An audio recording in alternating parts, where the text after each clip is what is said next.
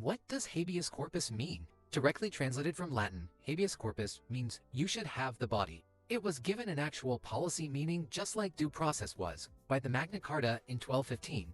The same clause that gave rise to due process, which I discussed in an earlier video, helped to develop the basis for habeas corpus. It provided that no man shall be arrested or imprisoned except by the lawful judgment of his peers and by the law of the land. Over time, habeas corpus became known as a protection against wrongful imprisonment. In more practical terms, it demands that a person must be able to appear in court to allow a judge to assess the legality of their detainment. This is done through a writ of habeas corpus, which permits a detainee to be seen in court. The United States Constitution initially adopted this policy into the federal government. Under the suspension clause, the privilege of the writ of habeas corpus shall not be suspended, unless when in cases of rebellion or invasion the public safety may require it.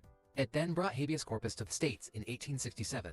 Federal suspensions of habeas corpus have been rare. While it is an important legal principle that protects against unlawful detentions, courts in the past had eventually often found that detentions were lawful. The most prominent suspensions, however, were by Abraham Lincoln during the Civil War and Reconstruction eras and by the Hawaiian governor directly after Pearl Harbor. Now, the Trump administration has signaled a consideration to suspend habeas corpus in the wake of the crackdown on immigration and student protesters. The mass scale of detentions has shined a spotlight on habeas corpus again, as it could be used to challenge the legality of many recent detainments. Without it, those who are unlawfully detained would have no right to challenge their imprisonment. While the suspension clause does provide exceptions for this privilege, the circumstances to invoke them have often required extreme levels of hostile action, and not typically constitutionally protected rights, like protesting.